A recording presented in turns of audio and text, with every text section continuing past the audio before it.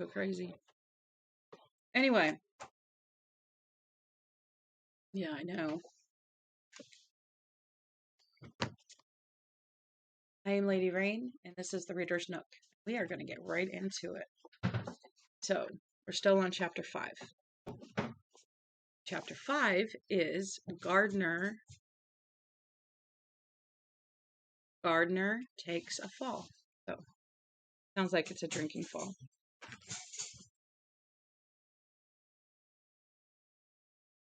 Part 3.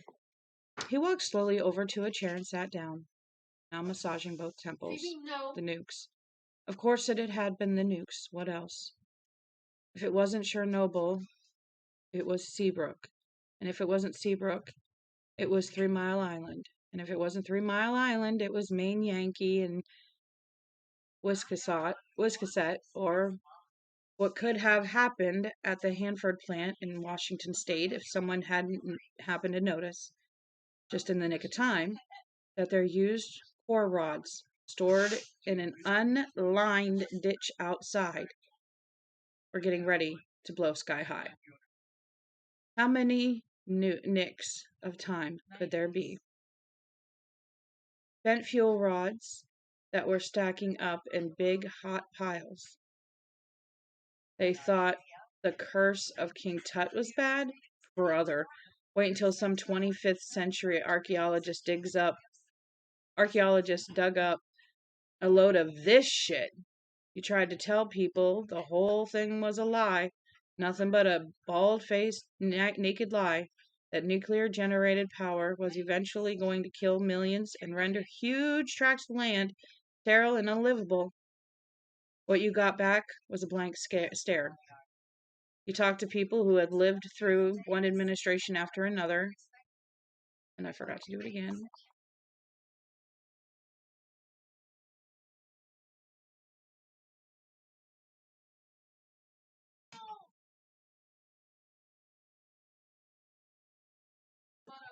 There we go. Now people will know what we're reading. Okay. You talk to people who lived through one administration after another in which their elected officials told one lie after another, then lied about the lies, and when those lies were found out, the liars said, "Oh, geez, I forgot, sorry."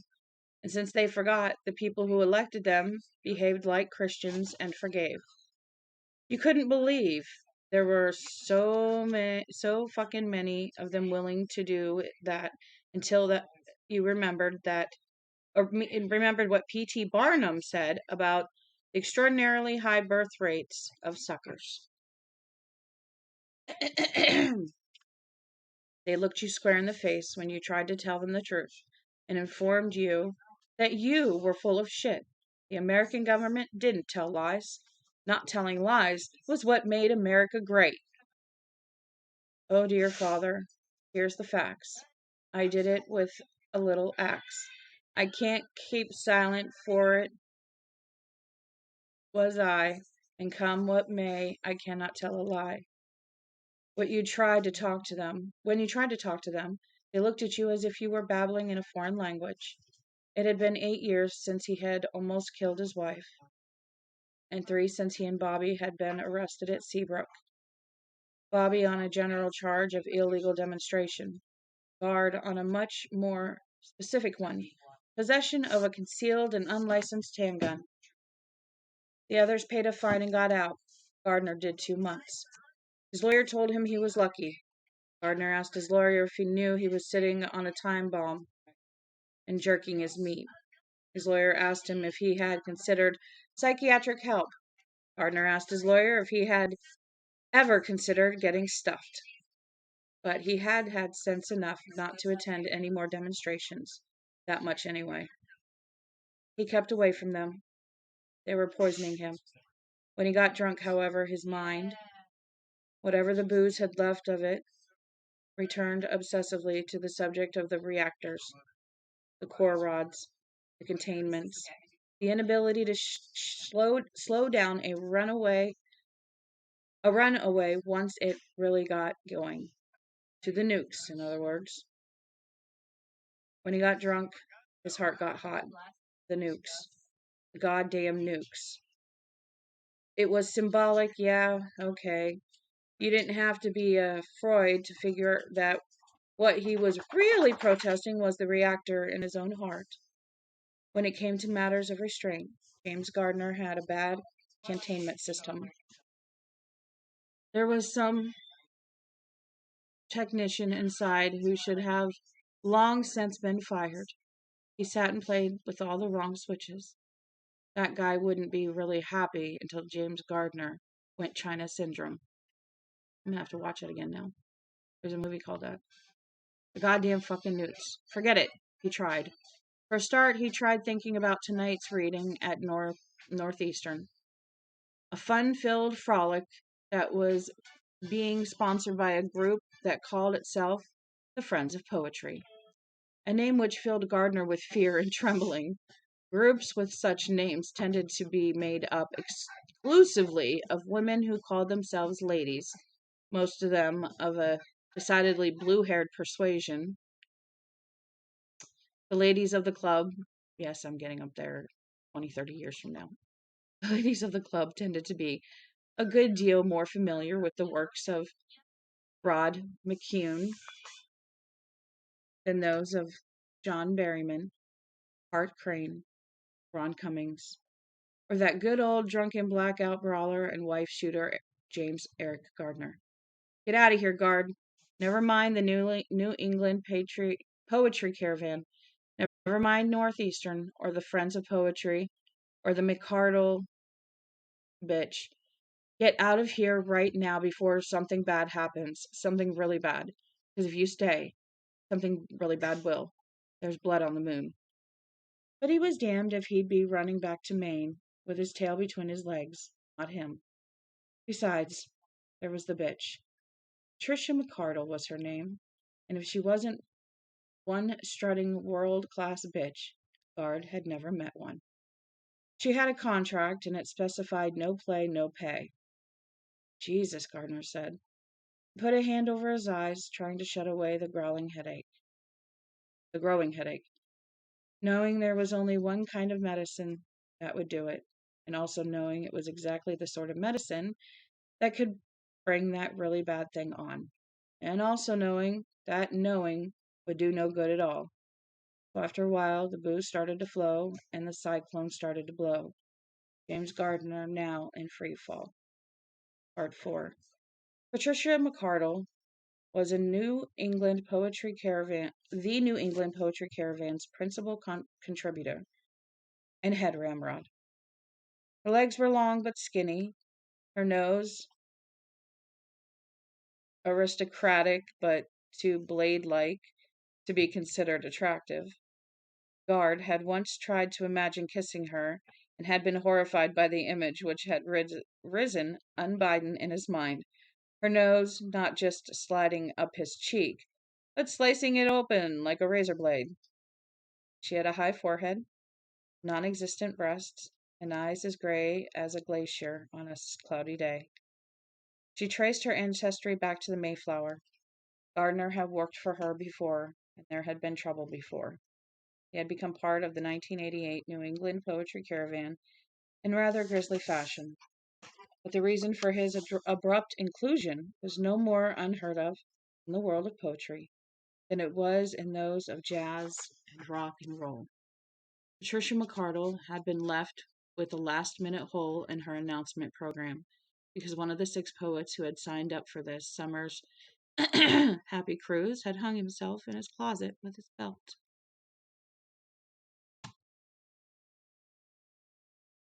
One.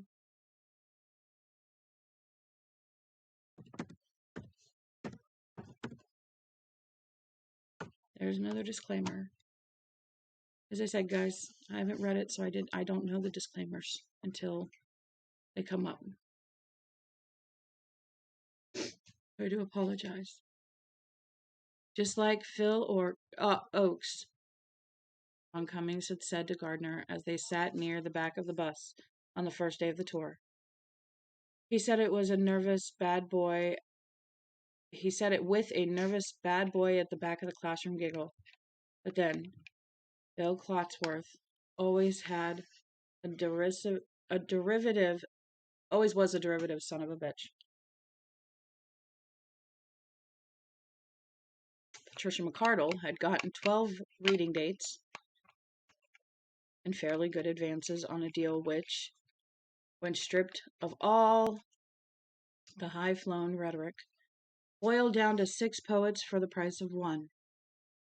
Following Clotsworth's suicide, she found herself with 3 days to find a publishing poet in a season when most publishing poets were booked solid, or on permanent vacation like silly Billy Clotsworth. Cummings said, laughing rather uneasily. Few, if any, of the booked groups would balk at paying the stipulated fee just because the caravan happened to be short one poet. To do such a thing would be a rather shitty taste, particularly when one considered the reason the caravan was a poet short. All the same, it put Caravan Inc. in a position of contractual default. Aye. No. At least technically, and Patricia McCardle was not a woman of brook loopholes. After trying 4 poets, each more minor league than the last, and with only 36 hours before the first reading, she had finally called Jim Gardner. "Are you still drinking, Jimmy?" she asked bluntly. Jimmy. He hated that. Most people called him Jim. Jim was all right. No one called him Guard except himself and Bobbi Anderson. "Drinking a little," he said, not binging at all. "I'm dubious," she said coldly. "You always have been, Patty," he replied, knowing she hated that more than he did Jimmy. Her Puritan blood screamed against it. "Were you asking because you happen to be short a quart? Or did you have more pressing reason?" Of course he knew. And of course she knew he knew. And of course she knew he was grinning. And of course she was infuriated. And of course all of this tickled him just about to death. And of course she knew he knew that too. And that was just the way he liked it. They sparred a few more minutes, and then came to what was not a marriage of convenience, but one of necessity. Gardner wanted to buy a good used wood furnace for the coming winter. He was tired of living like a slut, bundled up at night in front of a kitchen stove, while the wind rattled the plastic stapled over the windows. Patricia McCardle wanted to buy a poet. There would be no handshake agreement, though, not with Patricia McCardle. She had driven down from Derry that afternoon with a contract in triplicate and a notary public. Guard was a little surprised she hadn't brought a second notary, just in case the first one happened to suffer in a coronary or something. Feelings and hunches aside, there was really no way he could leave the tour and get the wood furnace, because if he left the tour, he would never see the second half of his fee. She'd haul him into court and spend $1,000 trying to get him to cough up the 300 Caravan Inc. Oh, the 300 Caravan Inc. had paid up front. She might be able to do that. He had done almost all the dates, but contract had been signed. He had signed was crystal clear on the subject. If he took off for any reason unacceptable to the tour coordinator,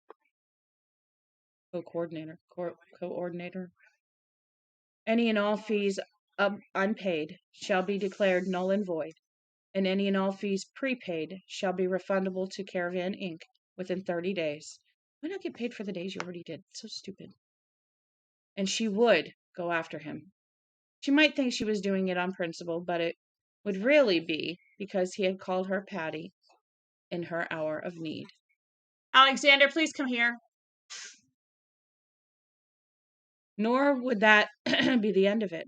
If he left, she would work with unflagging energy to get him blackballed.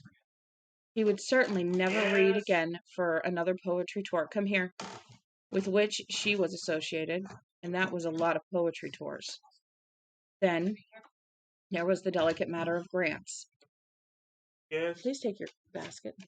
Thank you. Excuse me, thieves. Her husband had left her a lot of money, although he didn't think you could call, as Ron Cummings did, couldn't say, as Ron Cummings did, that she practically had money falling out of her asshole. But Guard didn't believe Patricia McCardle had anything so vulgar as an asshole or even a rectum. When in need of relief, she probably performed the act of immaculate excretion. Patricia McCardle had taken a great deal of his money and set up a number of grants in aid.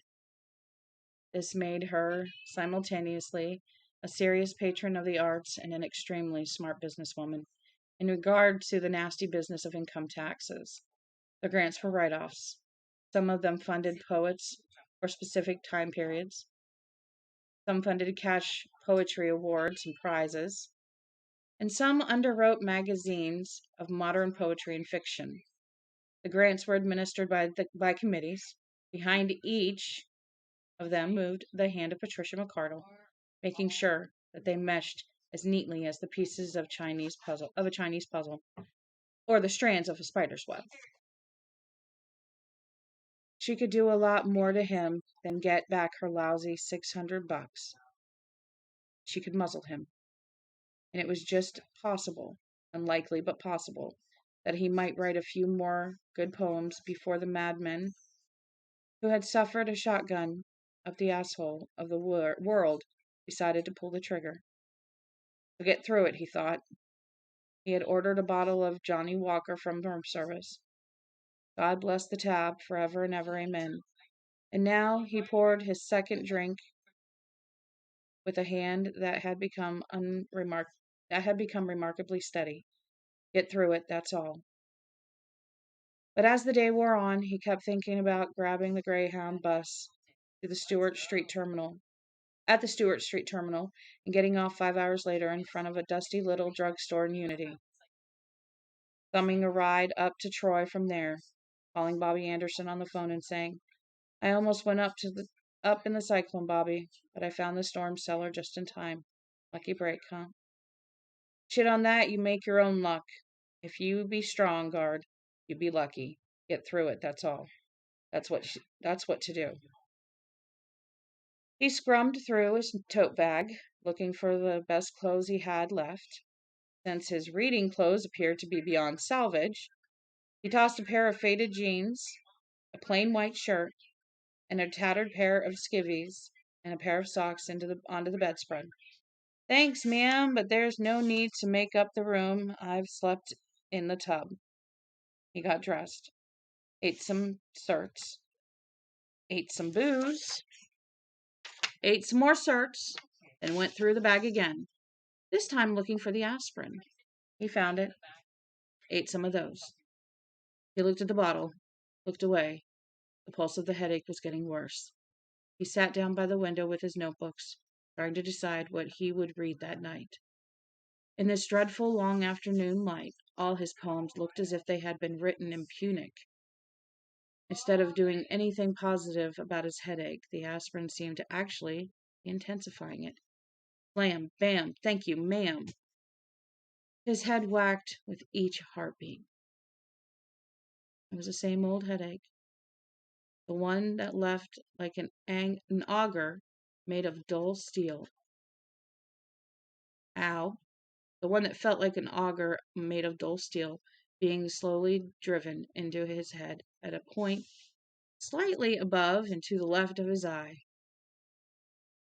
He touched the tips of his fingers to the faint scar there and ran his fingers lightly along it. Steel plate buried under his skin.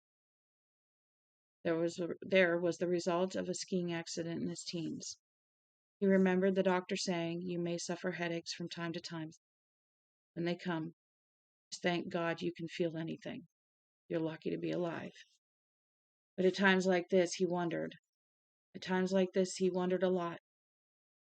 He put the notebooks aside with a shaking hand and closed his eyes. I can get through it. I can't get through it. You can. I can't. There's blood on the moon. I feel it. I can almost see it. Don't give me any of your Irish willy wags. You just get tough. You weak fucking sister. Tough. I'll try, he muttered, not opening his eyes, and 15 minutes later, when his nose began to bleed slightly, he didn't notice. He had fallen asleep in the chair. Part 5. Even in a group that was a small one, and groups which turned out to hear readings of modern poetry tended to be just that. On the night of June 27th, however, Jim Gardner's stage fright was intensified by his headache. When he woke from his nap in the hotel room chair with the shakes and the fluttery stomach were gone. In his hotel room chair, the shakes and the fluttery stomach were gone. But the headache had gotten even worse. It had graduated to a genuine Class A thumper and world beater, maybe the worst of all time. When his turn to read finally came, he seemed to hear himself from a great distance. It felt a little like a man listening to a recording of himself on a shortwave broadcast coming in from Spain or Portugal. Then a wave of light-headedness coursed through him, and for a few moments he could only pretend to be looking for a poem. Some special poem, perhaps, that had been temporarily misplaced. He shuffled papers with dim and nerveless fingers, thinking, I'm going to faint, I think, right up here in front of everyone, fall against this lectern, and pitch both it and me into the front row. Maybe I can land on the blue-blooded cunt and kill her. That would almost make my whole life seem worthwhile. Get through it. That implacable inner voice responded. Sometimes that voice sounded like his father's. More often it sounded like the voice of Bobbi Anderson. Get through it, that's all. That's what to do. The audience that night was larger than usual, maybe 100 people, squeezed behind the desks of a northeastern lecture hall. Their eyes seemed too big. What big eyes you have, Grandma. It was as if they would eat him up with their eyes. Took out his soul, his whatever you wanted to call it. A snatch of old T-Rex occurred to him. Girl, I'm just a vampire for your love, and I'm gonna suck ya. Of course, there was no more T-Rex. Mark Ballin had wrapped his sports car around a tree and was lucky not to be alive. Bang a gone, Mark. You sure got it on. Or got it off, or whatever. A group called Power Station is going to cover your tune in 1986. And it's going to be really bad. He raised an unsteady hand to his forehead, and a quiet murmur ran through the audience. Better get going, guard. Natives are getting restless. Yeah, that was Bobby's voice, all right. The fluorescence embedded in pebbled rectangles overhead seemed to be pulsing in circles, which perfectly matched the cycles of pain driving into his head. He could see Patricia McCardle. She was wearing a little black dress that surely hadn't cost a penny more than $300. Distress sale stuff from one of those tacky little shops on Newbury Street. Her face was as narrow and pallid and unforgiving as that of any of her Puritan forebears. Those wonderful, fun-loving guys who had been more than happy to stick you in some stinking gowl for 3 or 4 weeks if you had the bad luck to be spied going out on the Sabbath day without a snot rag in your pocket. Patricia's dark eyes lay upon him like dusty stones, and Guard thought, she sees what's happening. And she couldn't be more pleased. Look at her. She's waiting for me to fall down. And when I do, you know what she'll be thinking, don't you? Of course he did. That's what you get for calling me Patty, you drunken son of a bitch. That was what she was thinking. That's what you get for calling me Patty. That's what you get for doing everything but making me get down on my knees and beg. So go on, Gardner. Maybe I'll even let you keep the upfront money. $300 seems a cheap enough price to pay for the exquisite pleasure of watching you crack up in front of all these people. Go on. Go on and get it over with. Some members of the audience were becoming visibly uneasy now. The delay between poems had stretched out far beyond what might be considered normal. The murmur had become a muted buzz. Gardner heard Ron Cummings clear his throat uneasily behind him. Get tough, Bobby's voice yelled again. But the voice was fading now, fading, getting ready to high-side it. He looked at their faces and saw only pasty, pale, blank circles, ciphers, big white holes in the universe. The buzz was growing. He stood at the podium, swaying noticeably now, wetting his lips, looking at his audience with a kind of dumb dismay. And then suddenly, instead of hearing Bobby, Gardner actually saw her. This image had all the force of vision. Bobby was up there in Haven, up there right now. He saw her sitting in her rocking chair wearing a pair of shorts and a halter top over what boobs she had, which wasn't much. There was a pair of battered old mocks on her feet, and Peter was curled before them, deeply sleeping. She had a book, but wasn't reading it. It lay open, face down in her lap. This fragment of vision was so perfect Gardner could even read the book's title. It was Watchers by Dean Koontz, while Bobby looked out the window into the dark, thinking her own thoughts. Thoughts which would follow one after the other, as sanely and rationally as she could want a train of thought to run. No derailments, no late freights, no head-ons. Bobby knew how to run a railroad. He even knew what she was thinking about, he discovered. Something in the woods. Something. It was something she had found in the woods, yes. Bobby was in Haven, trying to decide what the thing might be and why she felt so tired. She was not thinking about James Eric Gardner, the noted poet, protester, and Thanksgiving wife shooter, who was currently standing in a lecture hall at Northeastern University under these lights, with 5 other poets and some fat shit named Arberg or Arglebarger, Bargle, Argerbargle, or something like that, and getting ready to faint. Here in the lecture hall stood the master of disaster. God bless Bobby, who had somehow managed to keep her shit together, while all around her, people were losing theirs. Bobby was up there in Haven, thinking the way people were supposed to think. No, she's not. She's not doing that at all. Then for the first time, the thought came through, with no soundproofing around it. It came through as loud and urgent as a fireball in the night. Bobby's in trouble. Bobby's in real trouble. This surety struck him with the force of a rebound slap, and suddenly the lightheadedness was gone. He fell back into himself with such a thud, he almost seemed to feel his teeth rattle. A sickening bolt of pain ripped through his head. But even that was welcome. He felt pain, and he was back here, not drifting around someplace in the ozone. And for one puzzling moment, he saw a new picture, very brief, very clear, and very ominous. It was Bobby in the cellar of a farmhouse she'd inherited from her uncle. She was hunkered down in front of some piece of machinery, working on it, or was she? It seemed so dark, and Bobby wasn't much of a hand with mechanical stuff. But she sure was doing something, because ghostly blue fire leapt and flickered between her fingers as she fiddled with tangled wires inside. But it was too dark to see what that dark, cylindrical shape was. It was familiar, something he had seen before. But then he could hear as well as see, although what he heard was even less comforting than the eldritch blue fire. It was Peter. Peter was howling.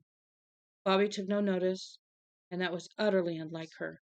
She only went on fiddling with the wires, jiggering them so they could do something down there in the root smelling dark of the cellar. The vision broke apart on rising voices.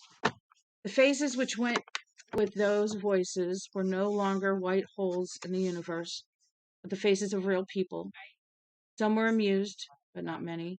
A few more embarrassed, but more just seemed alarmed or worried. Most looked, in other words, the way he would have looked had this had this position been reversed with one of them. He had been afraid of them. Had he? Had he been afraid of them? If so, why? Only Patricia McCardle didn't fit. She was looking at him with a quiet, sure satisfaction that brought him all the way back. Gardner suddenly spoke to the audience, surprised at how natural and pleasant his voice sounded. I'm sorry, please excuse me.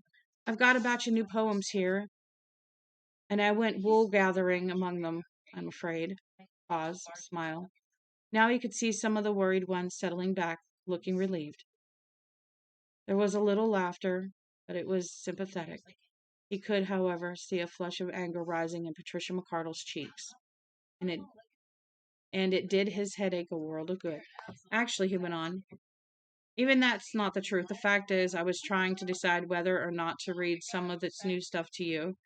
After some furious sparring between those two thundering heavyweights, pride of authorship and Prudence. Prudence has won a split decision. Pride of authorship vows to appeal the decision. More laughter, heartier. Now old Patricia's cheeks looked like his kitchen stove through its little isinglass windows on a cold winter night. Her hands were locked together, the knuckles white. Her teeth weren't quite barred, but almost. Friends and neighbors, almost. In the meantime, I'm going to finish with a dangerous act. I'm going to read a fairly long poem from my first book, Grimoire. He winked at Patricia McCardle's direction, then took them all into his humorous confidence. God hates a coward, right? Ron snorted laughter behind him, and then they were all laughing. For a moment, he actually did see a glint of her pearly whites behind those stretched, furious lips. No, boy, howdy. That was just as good as you wanted, wasn't it? Watch out for her, guard. You think she's got your boot on her neck now? And maybe you even do for a moment. But watch out for her. She won't forget or forgive. But that was for later. Now he opened the battered copy of his first book of poems. He didn't need to look for Leighton Street. The book fell open to it of its own accord. His eyes found the subscript for Bobbi, who first smelled sage in New York. Leighton Street had been written the year he met her. The year Leighton Street was all she could talk about. It was, of course, the street in Utica where she had grown up. The street she decided to escape before she could even start being what she wanted to be, a simple writer of simple stories. She could do that. She could do that with flash and ease. Guard had known that almost at once.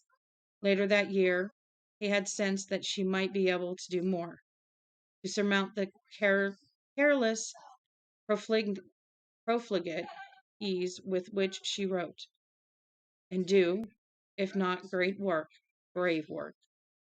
But first, hi! But first, she had to get away from Leighton Street. Not the real one, but the Leighton Street which she carried with her in her mind. A demon geography populated by haunted tenements, her sick loved father, her weak loved mother, and her defiant crone of a sister, who rode over them all like a demon of endless power. Once, that year, she had fallen asleep in class, freshman comp, that had been. He had been gentle with her, because he already loved her a little, and he had seen the huge circles under her eyes. I've had problems sleeping at night, she said. When he held her after class for a moment, she had still been half asleep, or she never would have gone on from there. That was how powerful Anne's hold, which was the hold of Leighton Street, had been over her. She was just a person who has been drugged and exists with one leg thrown over each side of the sleep's dark and stony wall. I almost fell asleep, and then I hear her. Who? He asked gently. Sissy, my sister Anne, that is. She grinds her teeth, and it sounds like bones, she wanted to say. But then she woke into a fit of hysterical weeping that had frightened him very badly. Anne. More than anything else, Anne was Leighton Street. Anne had been, knocking at the door, the gag of Bobby's needs and ambitions.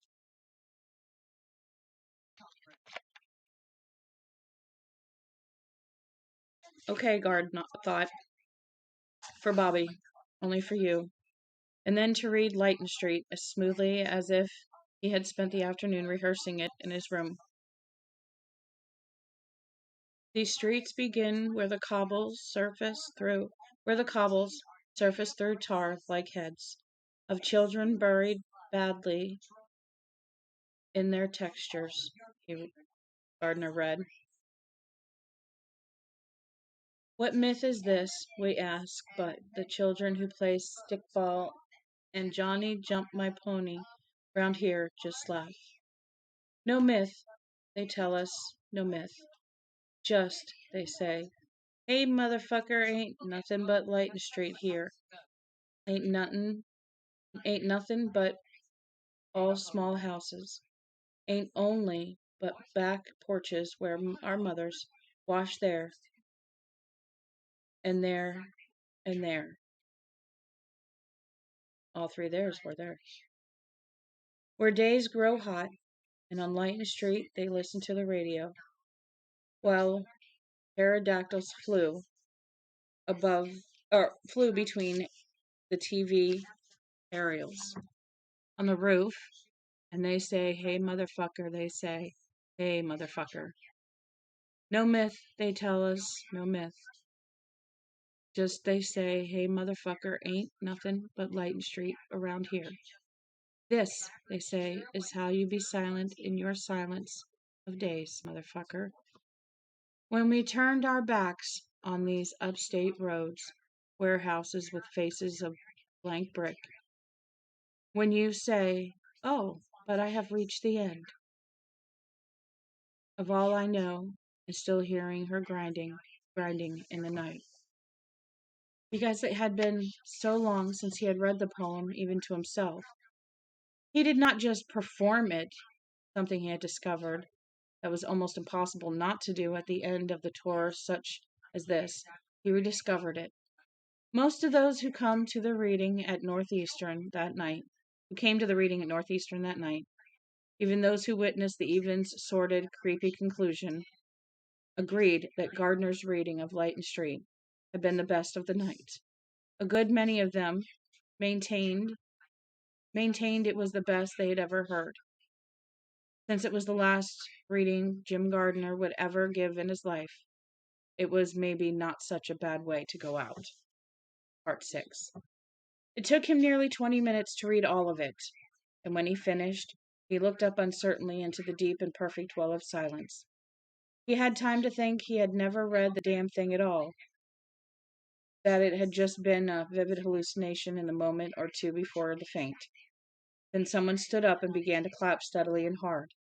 It was a young man with tears in his cheeks. The girl beside him also stood and began to clap, and she was also crying.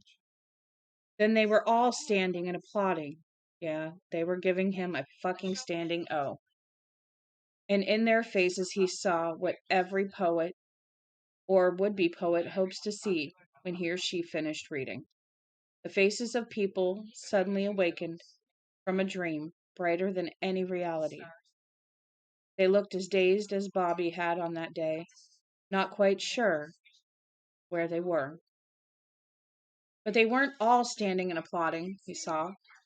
Tricia McCardle sat stiff and straight in her third-row seat, her hands clasped tightly together in her lap, over her small evening bag. Her lips had closed. No sign of the old pearly whites now. Her mouth had become a small bloodless cut. Guard felt a weary amusement. As far as you're concerned, Patty, the real Puritan ethic is no one who's a black sheep should dare rise above his designated level of mediocrity, correct? But there's no mediocrity clause in your contract, is there? Thank you, he muttered. He muttered into the mic, sweeping his books and papers together into an untidy pile with his shaking hands. And then, almost dropping them all over the floor as he stepped away from the podium, he dropped into a seat next to Ron Cummings with a deep sigh. My God, Ron whispered, still applauding. My God. Stop clapping, you ass, Gardner whispered back. Damned if I will. I don't care when you wrote it. It was fucking brilliant, Cummings said. And I'll buy you a drink on it later on. I'm not drinking anything stronger than a club soda tonight, Gardner said, and knew it was a lie. His headache was already creeping back. Is the trash out? I don't know. Nick, did you put the trash out? Yes. I thought that was the wind. Until you asked about the garbage. I thought it was the wind roaring. No, I saw the truck out front. Yeah. But at first I thought it was the wind. It's what I'm reading. Yeah. All right. Aspirin wouldn't cure that. Percodone wouldn't. A lude wouldn't. Nothing would fix his head but a great big clout of booze. Fast, fast relief. The applause were finally beginning to die away. Trisha McCardle looked acidly grateful. Part 7. The name of the fat shit who had introduced each of the poets was Arberg, although Gardner kept wanting to call him Argle Bargle. And he was the assistant professor of English who headed the sponsoring group. He was the sort of man his father had called a beefy son of a whore. The beefy son of a whore threw a party for the caravan, the Friends of Poetry, and most of the English department faculty at his house after the reading. It began around 11 o'clock. That's really late. It was stiffish at first, men and women standing in uncomfortable little groups with glasses and paper plates in their hands, talking your usual brand of cautious academic talk. This sort of bullshit had struck Guard as a stupid waste of time when he was teaching. It still did. But there was something nostalgic and pleasing in a melancholy way about it now. His party monster streak told him that, stiff or not, this was a party with possibilities. By midnight, the Bach etudes would almost certainly be replaced by the pretenders, and talk of classes, politics, and literature would be replaced by more interesting fare, the Red Sox, who on the faculty was drinking too much, and that all-time favorite, who was fucking whom.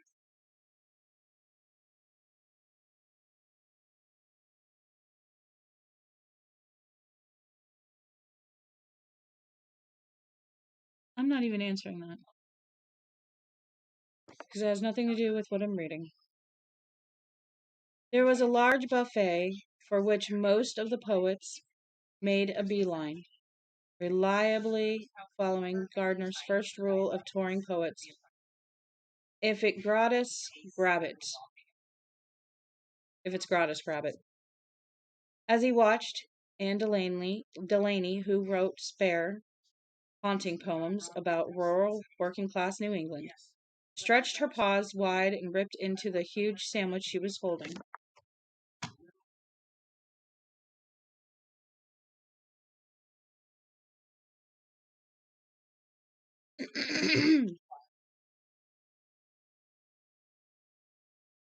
Mayonnaise, the color and texture of bull semen, squirted between her fingers, and Anne licked it off her hand nonchalantly. She tipped Gardner a wink.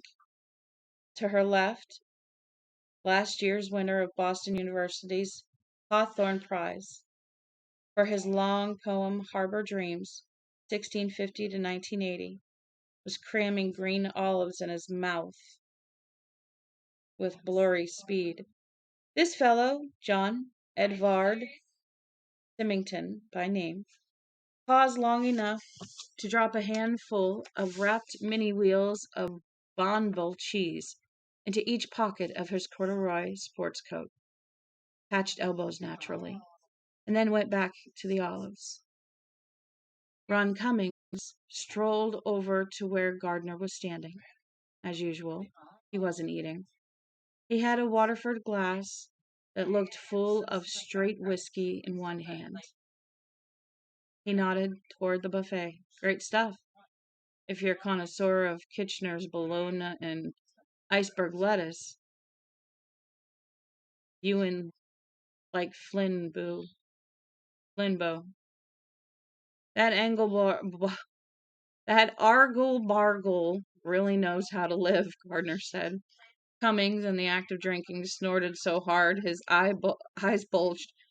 You're on the hit line tonight, Jim. Argle Bargle? Jesus. He looked at the glass in Gardner's hand. It was a vodka and tonic. Weak, but his second just the same. Tonic water? Cummings asked slyly. Well, mostly. Cummings laughed again and walked away. By the time someone pulled Bach and put on BB King, Gard was working on his fourth drink. On this one, he'd asked the bartender, who had been at the reading, to go a little heavier on the vodka. He had begun to repeat two remarks that seemed wittier as he got drunker.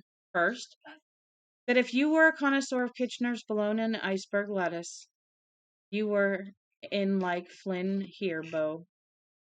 And second, that all assistant professors were like T.S. Eliot's practical cats, in at least one way.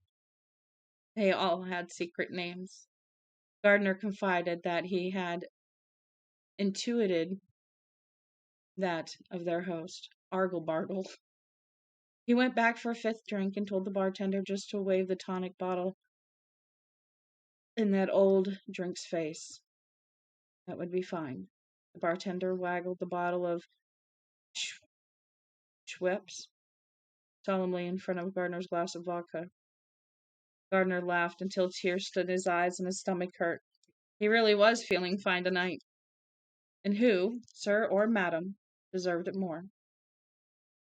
He had read better than he had in years, maybe in his whole life. You know, he told the bartender, a little posed grad hired especially for the occasion, all assistant professors are like T.S. Eliot's practical cats in one way. Is it so, Mr. Gardner? Jim, just Jim. But he could see from the look of the kid's eyes that he was never going to be just Jim to this guy. Tonight he had seen Gardner blaze. The men who blazed could never be anything so mundane as just Jim. It is, he told the kid. Each of them has a secret name. I have intuited that. Of our host, it's Argle Bargle. Like the sound you make when you use the old Listerine. He paused, considering, of which the gentleman under discussion could use a good dose. Now that I think of it.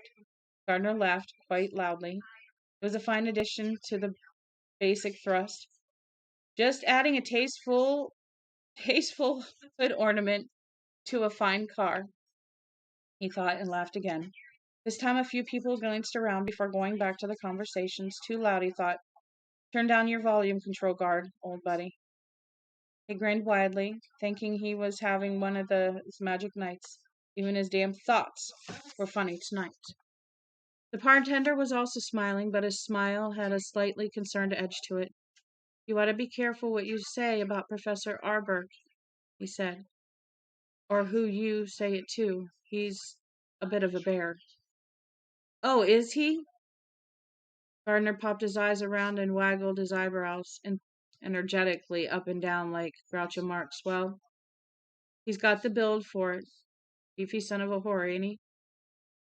But he was careful to keep the old volume control down when he said it. Yeah, the bartender said. He looked around and then leaned over the makeshift bar toward Gardner. There's a story that he happened to be passing by the grad assistants' lounge last year and heard one of them joking about how He'd always wanted to be associated with a school where Moby Dick wasn't just another dry classic, but an actual member of the faculty. That guy was one of the most promising English students Northeastern has ever had, I heard. But he was gone before the semester was over. So was everyone who laughed. The ones who didn't laugh stayed. Jesus Christ, Gardner said. He had heard stories like that before, one or two that were even worse, but still felt disgusted. He followed the bartender's glance and saw Argle Bargle at the buffet, standing next to Patricia McCardle. Argle Bargle had a stein of beer in one hand and was gesturing with it. His other hand was plowing potato chips through a bowl of clam dip and then conveying them to his mouth, which went right to talking as it slobbered them chips in. Gardner could not remember ever having seen anything so quintessentially disgusting. Yet the McCardle bitch's rapt attention suggested that she might at any moment drop to her knees and give him a blowjob out of the sheer adoration. Gardner thought, and the fat fuck would go right on eating while she did it, dropping potato chip crumbs and globs of clam dip in her hair. Wow. I need to get some water. I'll be right back.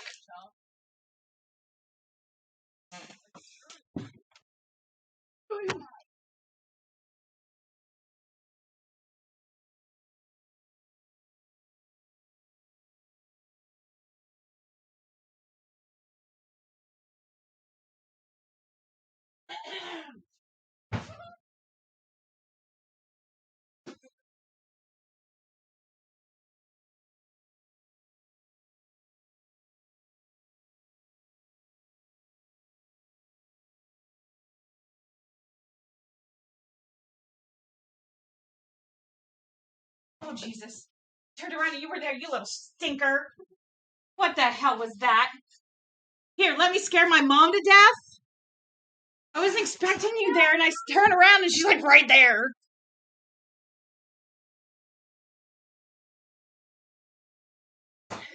Scared me half to death. I wasn't expecting anybody when I turned around because I'd been over to get water from the fridge. And I got up and turned around and boom! Black was right there. It was her sweater. Oh, yeah. Here's one for you. Pop quiz. What heavenly body comprises 99% of the total mass of the solar system?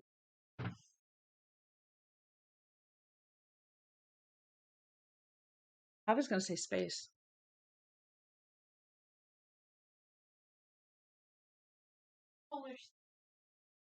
Hmm? Body mass? No, heavenly body comprises 99% of total mass of the solar system. Body mass. What heavenly body? Oh, would it be the sun? Mm-hmm. I read it as universe. So I was thinking just space. Yeah, but I just had to ask you because it popped up there. I'm like, really? We're going to do pop quizzes tonight. I'm not a science major. I love science, but I haven't thought about it in years. Why? Because I'm into other things. Yeah, like math. Hey! Only when I have to. I'm good at numbers. What can I say? That's something you didn't pass on to me. Sorry. It didn't pass on to anybody. Nobody likes math. Okay, I like math. Hate algebra. How's that? That makes sense. Algebra. Adding and subtracting. That's all I do. You did. But really, all I'm doing is adding and subtracting, sometimes multiplying and dividing, but that's it. Nice and simple. I just remember numbers. When I want to. All right. Jesus wept, he said. and slugged back half of his vodka sans tonic. It hardly burned at all. What burned was the evening's first real hostility. The first outrider of that mute and inexplicable rage that had plagued him almost since the time he had begun drinking. Freshen this up, would you? Yeah. The bigger ones are in the dishwasher.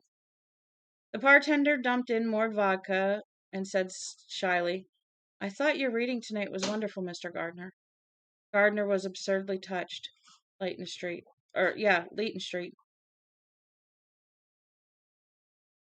Had been dedicated to Bobbi Anderson, and this boy behind the bar, barely old enough to drink legally himself, reminded Gardner of Bobbi as she had been when she first came to the university. Thank you.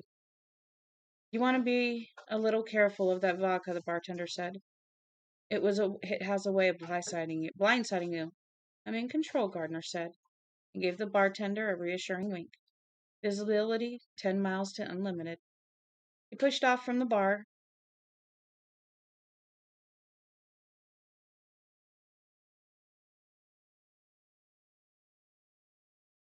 Glancing toward the beefy son of a whore and McCardle again. She caught him looking at her and gazed back, cool and unsmiling, her blue eyes chips of ice. Bite my bag, you friggin' bitch, he thought, and raised his drink to her in a boorish barrel-house salute, at the same time favoring her with an insulting wide grin. Just tonic, right? Pure tonic? He looked around. Ron Cummings had appeared at his side as suddenly as Satan, and his grin was properly satanic. Hug her off, Gardner said, and more people turned around to look. Jim, old buddy, I know, turn down the volume control, he smiled, but he could feel that pulse in his head getting harder, more insistent. It wasn't like the headaches the doctor had predicted following his accident. It didn't come from the front of his head, but rather from someplace deep in the back, and it didn't hurt. It was, in fact, rather pleasant. You got it, Cummings. Cummings nodded almost implacably toward McCardle. She's got a heavy down on you, Jim. She'd love to dump you off the tour. Don't give her a reason. Fuck her. You fuck her, Cummings said. Cancer, cirrhosis of the liver, and brain damage are all statistically proven results of heavy drinking. So I could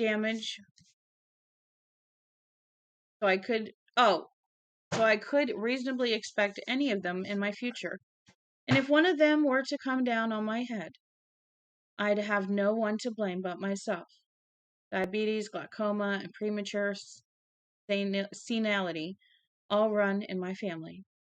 But hypothermia of the penis, that I can do without. Excuse me. Gardner stood still for a moment, puzzled, watching him go. Then he got it and brayed laughter. This time the tears did not just stand in his eyes. This time they actually rolled down his cheeks. For the third time that evening, people were looking at him. A big man in rather shabby clothes with a glass full of what looked suspiciously like straight vodka, standing by himself and laughing at the top of his voice. Put a lid on it, he thought. Turn down the volume, he thought. Hypothermia of the penis, he thought, and sprayed more laughter. Little by little, he managed to regain control. He headed for the stereo in the other room. That was where the most interesting people at the party were usually found. He grabbed a couple of canapes from the canopies. Canapes. I don't know. From a tray and swallowed them. He had a strong feeling that Argle Bargle and McCargle Bargle were looking at him still, and that McCargle Bargle was giving Argle Bargle a complete rundown on him in neat phrases, that cool, maddening little smile never leaving her face. You didn't know? Quite true. He shot her. Right through the face.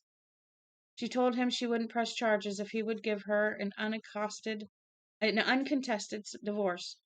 Who knows if it was the right decision or not? He hasn't shot any more women, at least not yet.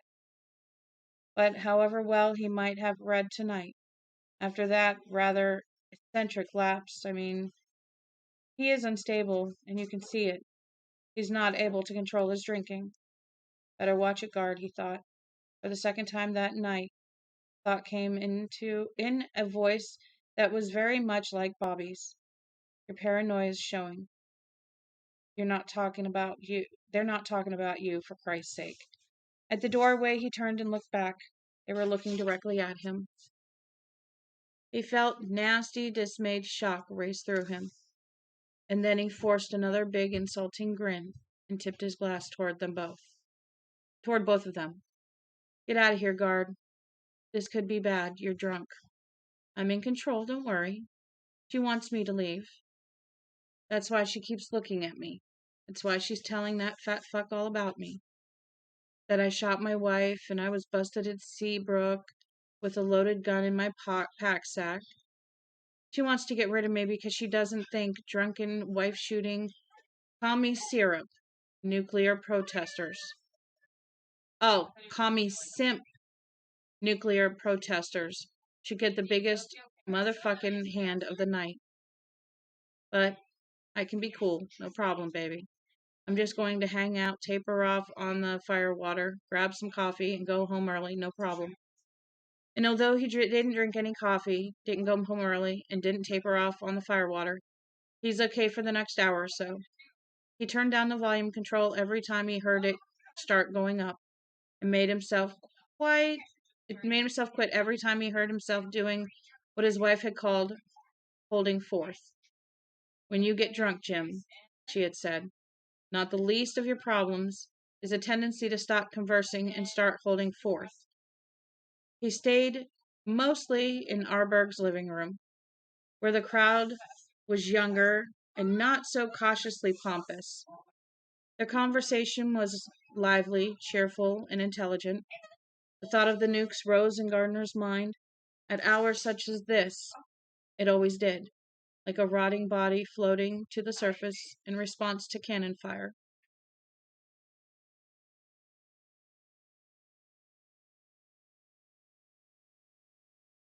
At hours such as these, and at this stage of drunkenness, the certainty that he must alert these young men and women to the problem always floated up, trailing its heat of anger and irrationality like rotted waterweed, as always. The last 6 years of his life had been bad, and the last 3 had been a nightmare time in which he had become inexplicable to himself and scary to almost all the people who really knew him.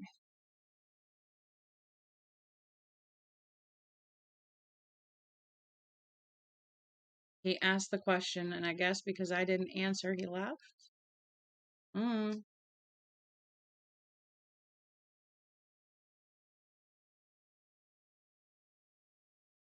But yeah, you're probably right. And scary to almost all the people who really knew him.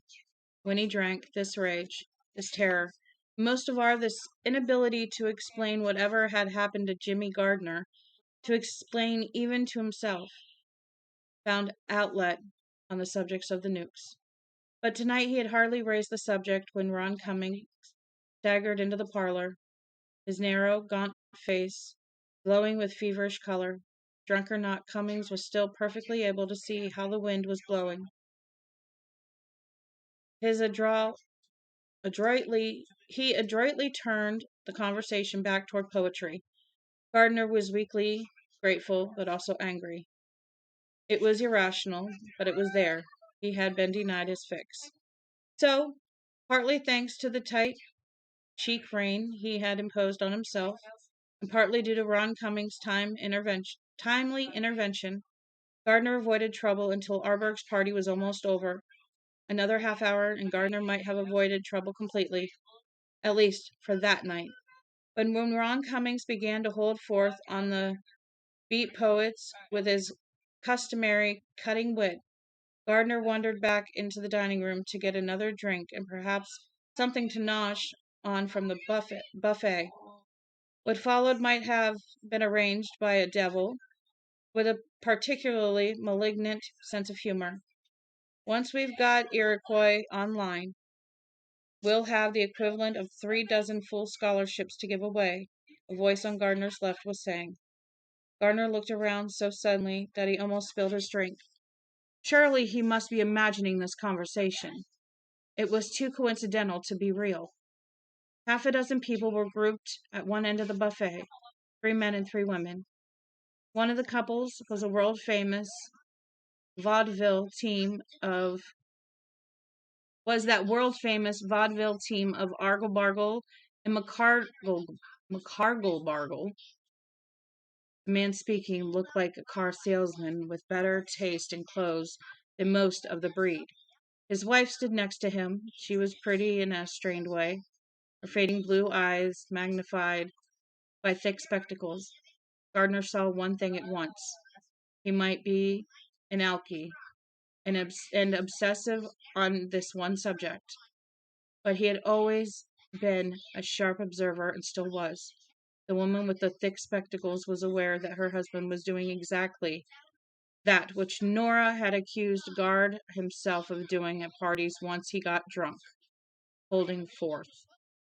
She wanted to get her husband out, but as yet couldn't see how to do it. Gardner took a second look and guessed they had been married 8 months, maybe a year, but 8 months was a better guess. The man speaking had to be almost some sort of wheel at Bay State Electric.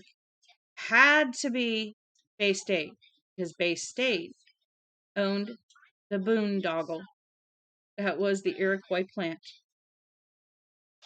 This guy was making it sound like the greatest thing since sliced bread.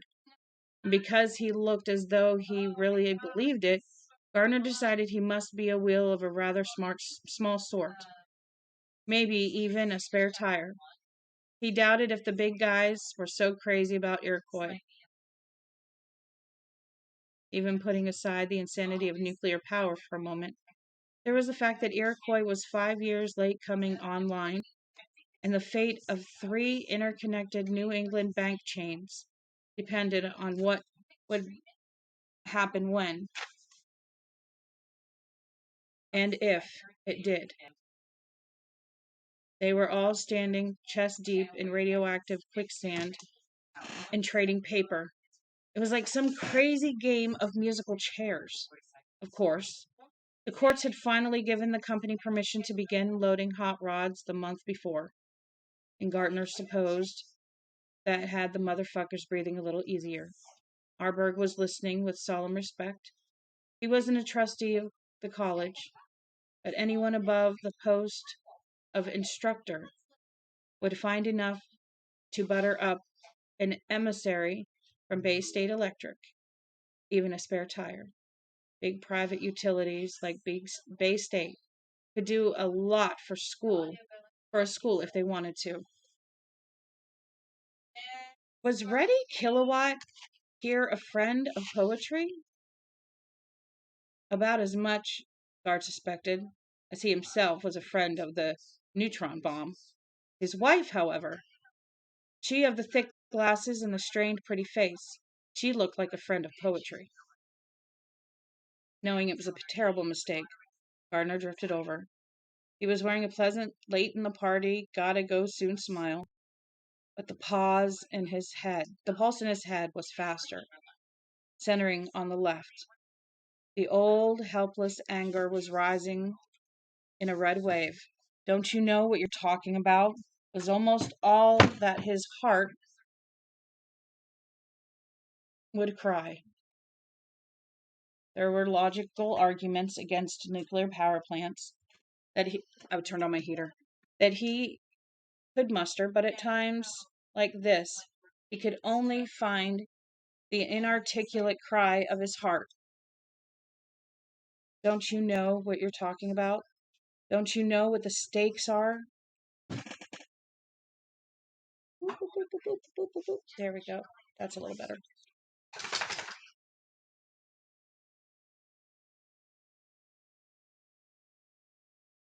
Must be on my cord. Is that better? Better?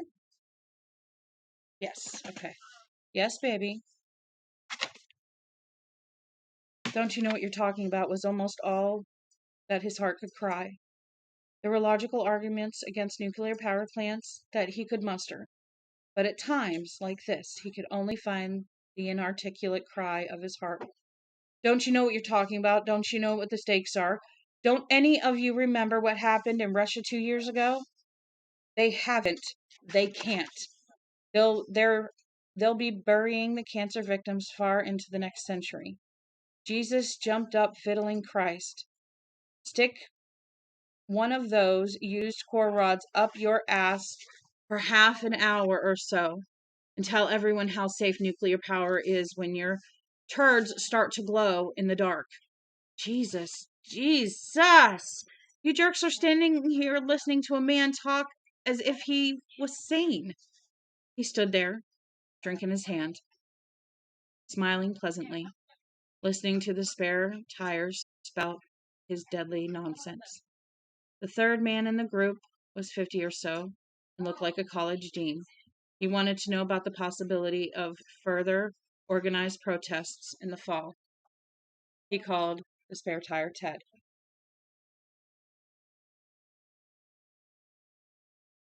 Ted the power man said he doubted there was much to worry about. Seabrook had had its vogue and the Arrowhead installation in Maine, but since the federal judges had started to deal out some stiff sentences for what they saw as merely hell-raising, the protests had slowed down fast. These groups go through targets almost as fast as they go through rock groups, he said. Arberg, McCurdle, and the others laughed, all except the wife of Ted the Power Man. Her smile only frayed a little more. Gardner's pleasant smile remained. It felt flesh frozen onto his face. Ted the Power Man grew more expansive. He said it was time to show the Arabs once and for all that America and Americans didn't need them. He said even the most modern coal-fired generators were too dirty to be acceptable by the EPA. He said the solar power was great as long as the sun shines. There was another burst of laughter. The thing of it is, as long as there's daylight, there's sunlight. Solar. Gardner's head thudded and whipped and thudded. His ears, turned to an almost preternatural pitch, heard a faint crackling sound, like ice shifting, and he relaxed his hand to bear a moment before it tightened enough to shatter the glass. He blinked, and Arberg had the head of a pig. His hallucination was utterly complete and utterly perfect, right down to the bristles on the fat man's snout. Did you pause because of me? Did you pause because of me? Oh, okay. Ah, you work tomorrow? What time? Oh, never mind. You both work at the same time. That's right. Mm-hmm. The buffet was in ruins, but Arberg was scavenging, finishing up the last few Triscuits, spearing a final slice of salami. Did you eat dinner? Oh, that's right, you did. Never mind. And a chunk of cheese on the same toothpick, chasing them with a little potato chip, with the last potato chip crumbs. It all went into his snuffling snout, and he went on nodding all the while as Ted the Power Man explained that nuclear was the only alternative, really. Thank God the American people are finally getting that Chernobyl business into some kind of perspective, he said. 32 people dead. It's horrible, of course. But there was an airplane crash just a month ago that killed 190 some. You don't hear people yelling for the government to shut down the airlines, though, do you? 32 dead is horrible, but it's far from Armageddon. These nuke freaks make it sound like. He lowered his voice a little. They're as nuts as the LaRoche people you see in airports, but in a way, they're worse. They sound more rational. But if we give them what they wanted, They'd turn around a month or so later and start whining about not being able to use their blow dryers, or found out their Cuisinarts aren't going to work when they wanted to mix up a bunch of macrobiotic food. To guard, he didn't look like a man anymore. The shaggy head of a wolf poked out of the collar of his white shirt with the narrow red pinstripes. It looked around, pink tongue lolling, greenish yellow eyes sparkling. Arberg squealed some sort of approval and stuffed more odd lots into his pink pig's snout. Patricia McCardle now had the smooth, sleek head of a whippet. College dean and his wife were weasels. The wife of the man of the electric company had become a frightened rabbit, pink eyes rolling behind thick glasses. Oh, God, no, his mind moaned. He blinked again, and they were just people. And one thing these protesters never remember to maintain at their protest rallies is just this, had the power man finished, looking around at them like a trial lawyer reaching the climax of his summation. In 30 years of peaceful nuclear power development, there has never been one single fatality as the result of nuclear power in the United States of America. He smiled modestly and tossed off the rest of his scotch. I'm sure we'll all rest easier knowing that, the man who looked like a college dean said. And now I think my wife and I. Did you know that Marie Curie died of radiation poisoning? Gardner asked conversationally. Heads turned. Yeah, leukemia induced by direct exposure of gamma rays. She was first casualty along the death march with these guys' power plant at the end. She did a lot of research and recorded it all. Gardner looked around the suddenly silent room.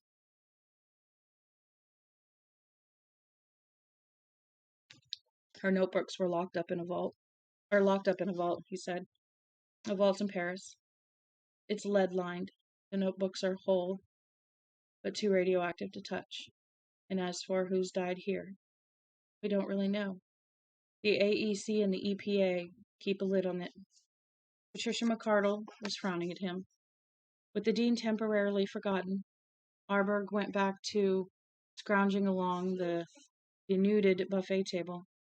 On the 5th of October, 1966, Gardner said, there was a partial nuclear meltdown of the Enrico Fermi breeder reactor in Michigan.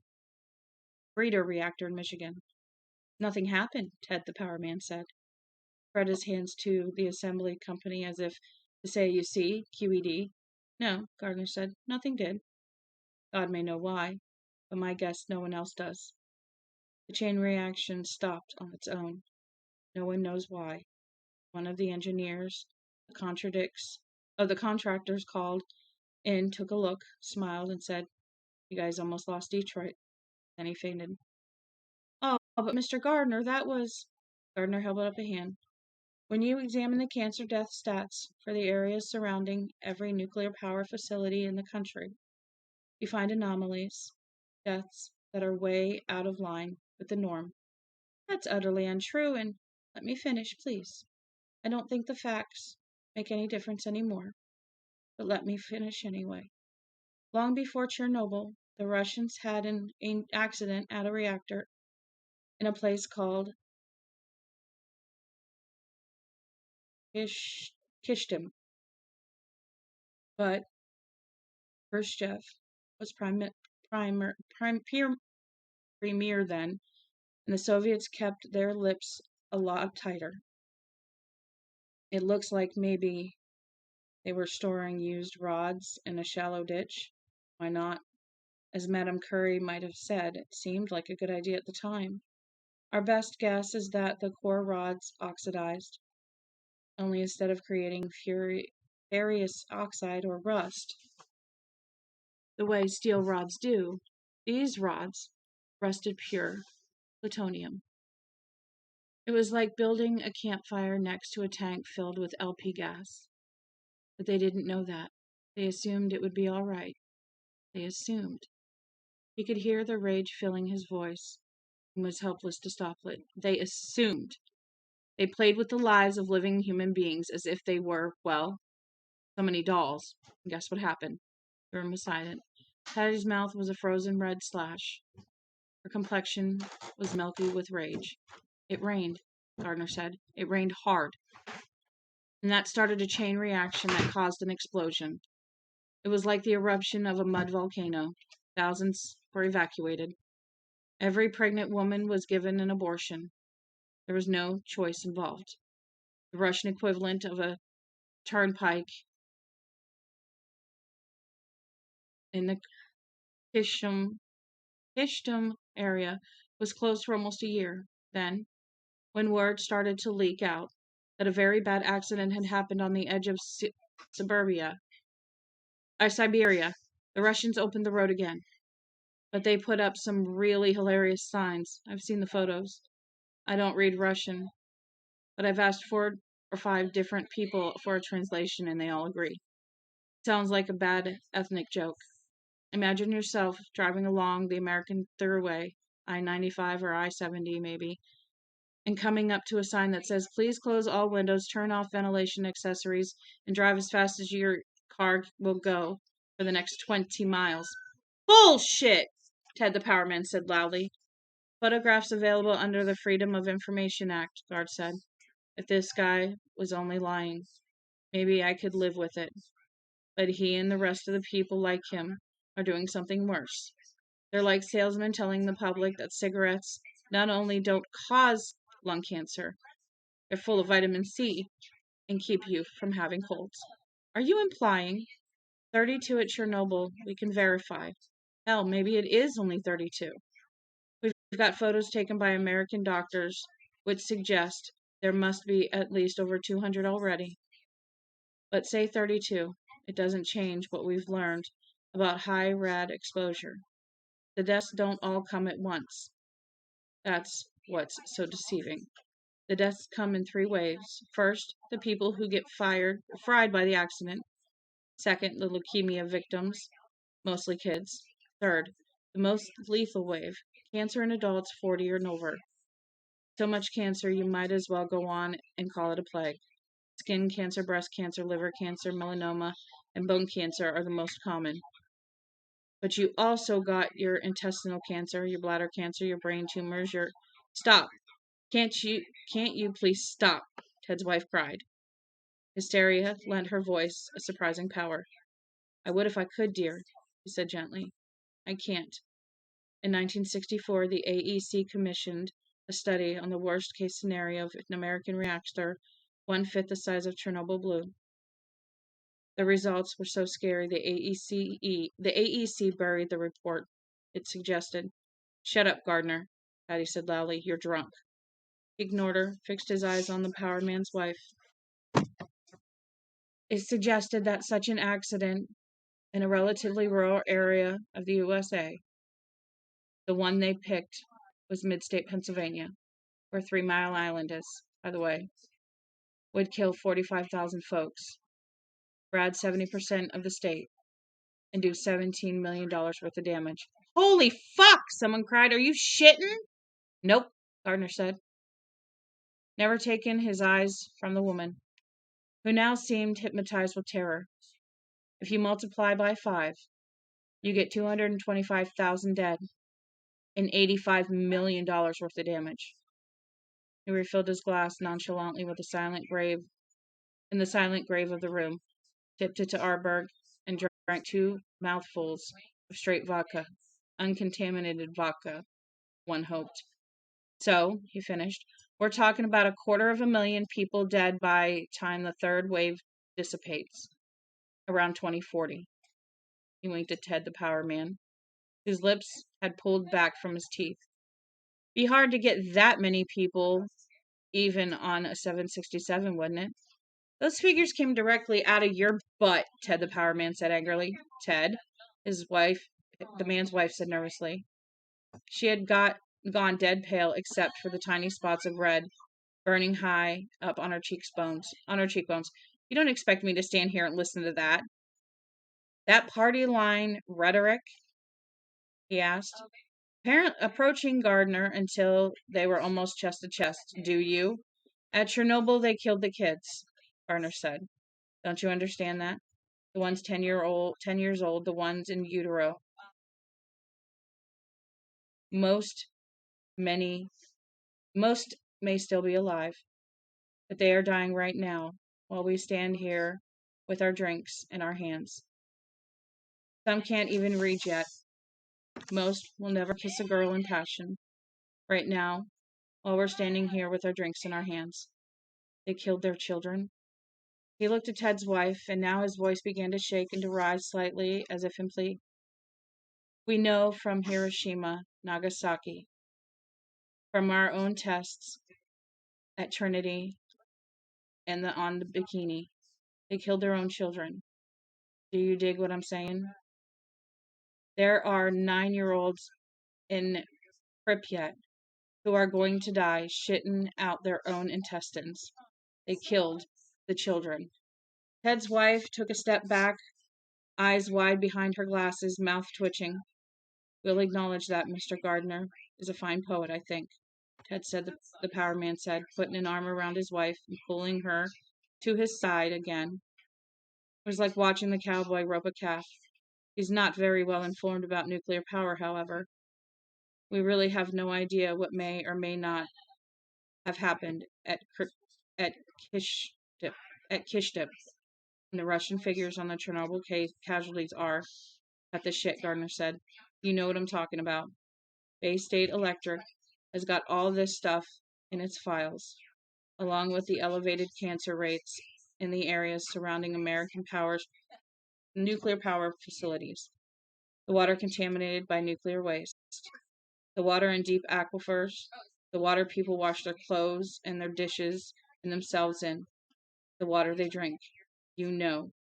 You and every other private, municipal, state, and federal power company in America. Stop it, Gardner, McCardle warned. Stepping forward, she flashed an over-brilliant smile around the group. He's a little. Ted, did you know? His wife asked suddenly. Sure, I've got some stats, but he broke off. His jaw snapped shut so hard you could almost hear it. It wasn't much, but it was enough.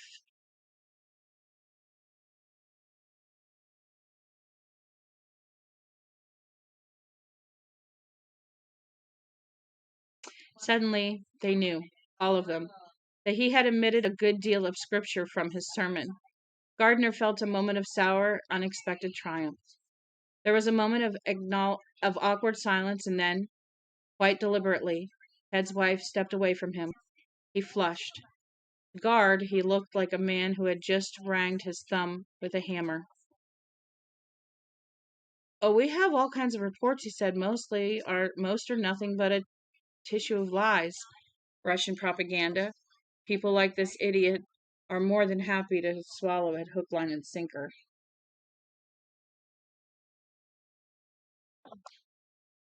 For all we know, Chernobyl may not have been an accident at all. May have been no accident at all, but an effort to keep us from. Jesus, next you'll be telling us the earth is flat, Gardner said. Did you see the photographs of the Army guys in radiation suits walking around a power plant half an hour's drive from Harrisburg? Do you know why? Or do you know how they tried to plug one of the leaks there? They stuffed a basketball wrapped with friction tape into a busted waste pipe. It worked for a while. Then the pressure spit it out, busted a hole right through the containment wall. You spout some pretty goddamn good propaganda, Ted grinned savagely. The Russians love people like you. Do they pay you? Or do you do it for free?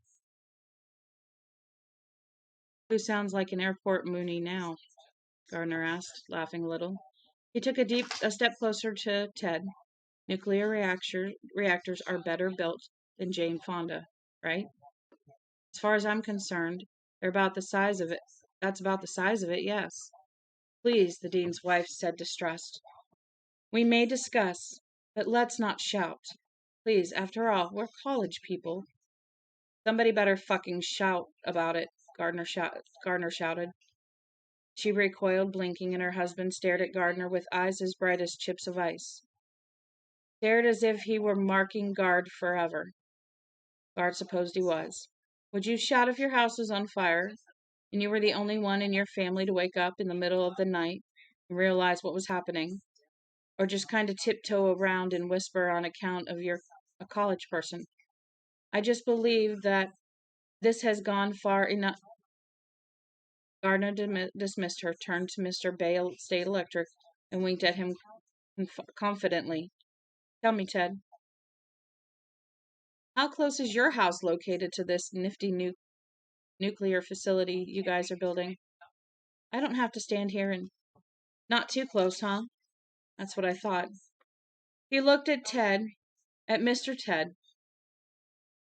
She shrank away from him, clutching at her husband's arm. Guard thought.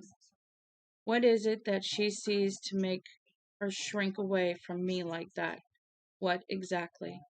The voice of a booger-hooking, comic book reading deputy clinged back in dolorous answer. Shoot your wife, huh? Good fucking deal. Are you planning to have children? He asked her gently. If so, I would hope for your sake that you and your husband really are located a safe distance from the plant. They keep goofing, you know. Like at 3 Mile Island. Not long before they opened the sucker, someone discovered the plumbers had somehow hooked up a 3,000-gallon tank of liquid radioactive waste to the drinking fountains instead of the scuts. In fact, they found out about a week before the place went online. You like that? She was crying. She was crying, and he couldn't stop. The guys investigated, wrote in their report that hooking up radioactive waste coolant pipes to the ones feeding water to the drinking fountains was a generally inadvisable practice. If your hubby here invites you to take the company tour, I'd do the same thing they tell you to do in Mexico. Don't drink the water.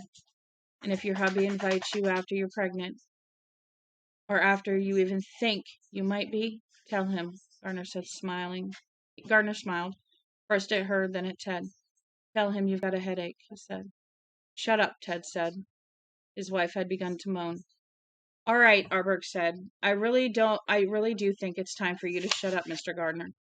Gard looked at them, then at the rest of the partygoers, who were staring at the tableau by the buffet, wide-eyed and silent, the young bartender among them. Shut up, Gardner yelled. Payne drove a gleaming spike into the left side of his head.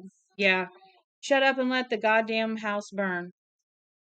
You can bet these fucking slumlords will be around to collect the fire insurance later on, after the ashes cool and they rake out what's left of the bodies. Shut up. That's what all these guys want us to do. And if you don't shut up on your own, maybe you get shut up like Karen Silkwood. Quit it, Gardner, Patricia McCardle hissed. There were no sibilants in the words she spoke, making a hiss an impossibility. But she hissed just the same. He bent toward Ted's wife, whose shallow cheeks... How much more of Chapter 6 do we got? Oh, we only have a few pages. I'm going to finish it off.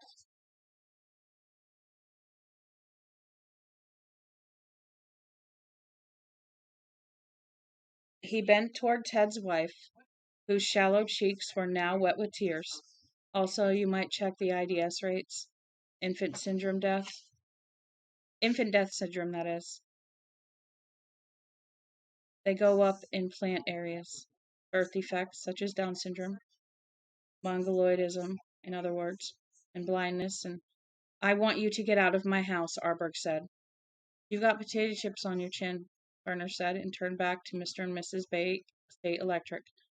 His voice was coming from deeper and deeper inside him. It was like listening to the voice coming out of a well. Everything going critical. Red lines showing up all over the control panel. Ted here can lie about how vastly overrated it all was. Nothing but a little fire and a lot of headline fodder. And all of you can even believe him, but the fact is, what happened at the Chernobyl nuclear plant released more radioactive waste into the atmosphere of this planet than all the A-bombs set off above ground since Trinity. Chernobyl's hot. It's going to stay that way for a long time. How long? No one really knows, do they, Ted? He tipped his glass toward Ted, then looked around at the partygoers, all of them now standing silent and watching him, many looking just as dismayed as Mr. Ted. And it'll happen again, maybe in Washington State. They're storing core rods in unlined ditches at the Hanford reactors, just like they were at Hishtam. California, the next time there's a big quake, France, Poland, or maybe right here in Massachusetts. If this fellow here has his way and the Iroquois plant goes online in the spring. Just let one guy pull the wrong switch at the wrong time. And the next time the Red Sox open at Fenway will be in 2075. Patricia McCardle was as white as a wax candle except her eyes, which were spitting blue sparks that looked freshly dropped from an arc welder. Arberg had gone the other route. He was red and dark as bricks from his fine old family Back Bay home. Mr. Ted was looking from Gardner. Mrs. Ted was looking from from Gardner to her husband and back again, as if they were a pair of dogs that might bite. Ted saw the look, felt her trying to back out of his encircling, imprisoning arm. Gardner supposed it was her reaction to what he had been saying which provoked the final escalation. Ted had doubtless been instructed about how to handle hysterics like Gardner. The company taught their Teds to do that as routinely as the airlines taught stewardesses how to demonstrate the emergency oxygen system of the jets in which they flew. But it was late. Gardner's drunken but eloquent rebuttal had blown up like a pocket thunderstorm, and now his wife was acting as though he might be the butcher of Riga. God, I get tired of you guys and your simpering. There you were tonight, reading your incoherent poems into a microphone that runs on electricity, having your braying voice amplified by speakers that run on electricity, using electric lights to see by. Where do you Ludies think the power comes from? The Wizard of Oz? Jesus. It's late, McCurdle said hurriedly, and we all... Leukemia, Gardner said, speaking directly to Ted's wide-eyed wife with dreadful confidentiality. The children are always the ones to go after a meltdown. One good thing, if we lose Iroquois, it'll keep the Jimmy Fund busy. Ted, she whimpered. He's wrong, isn't he? I mean, she was fumbling after her handkerchief or tissue in her purse and dropped it. There was a brittle sound of something breaking inside. Stop it, Ted said to Gardner. We'll talk about it if you want, but stop deliberately upsetting my wife. I want her to be upset, Gardner said. He had embraced the darkness completely now. He belonged to it, and it belonged to him. And that was just fine. There's so much...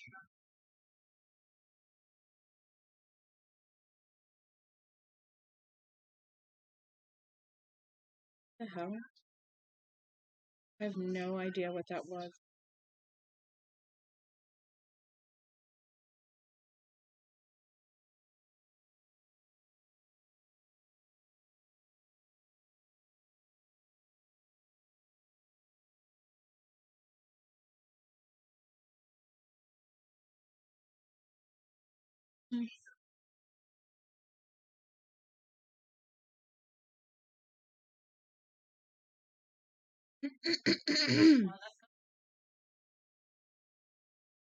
There's so much she doesn't seem...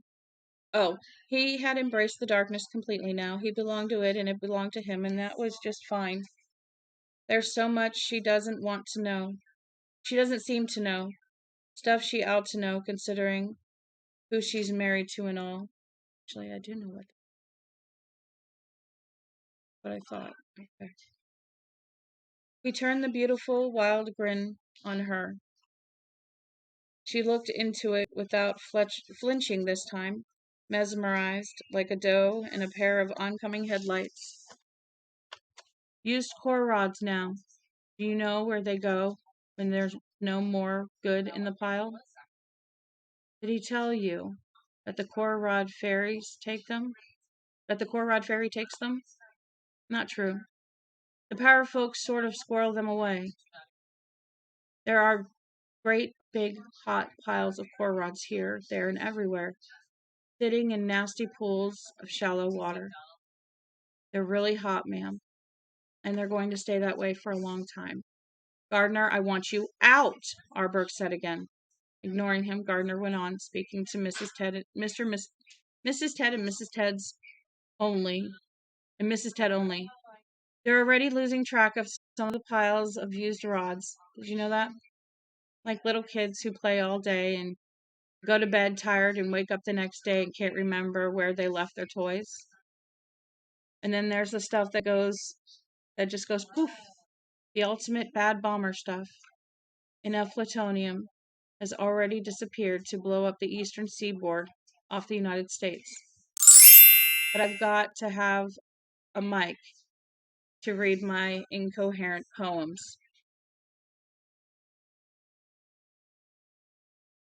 Oh, I know how to deal with that.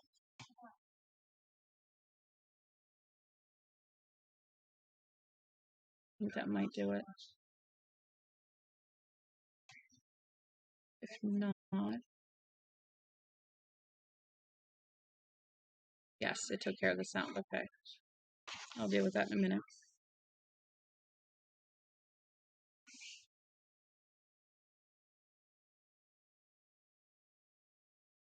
The ultimate mad bomber stuff. Enough plutonium has already disappeared to blow up the eastern seaboard of the United States. But I've got to have a mic to read my incoherent poems into. God forbid I have to raise my Arberg grabbed him suddenly. The man was big and flabby, but quite powerful. Gardner's shirt cooled out of his pants. His glass tumbled out of his fingers and shattered on the floor. In a rolling, carrying voice, a voice which maybe only an indignant teacher who has spent many years in lectern halls could muster. Arberg announced to everyone present, I'm throwing this bum out.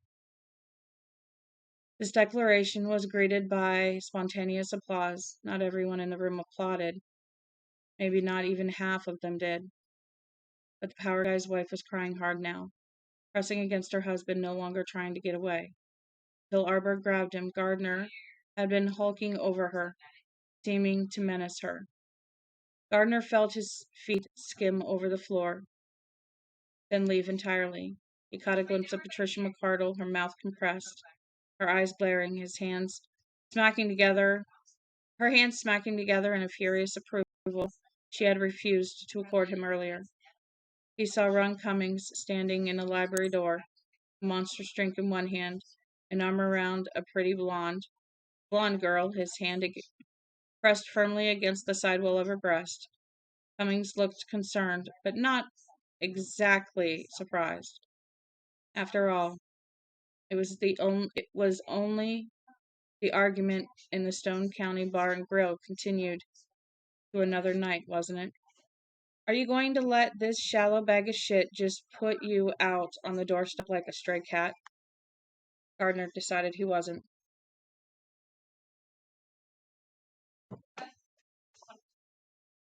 He drove his left elbow backward as hard as he could.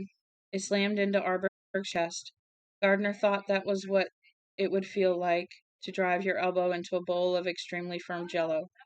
Arberg uttered a strangled cry and let go of Gardner, who turned, hands doubled into fist, ready to punch Arberg if Arberg tried to grab him again.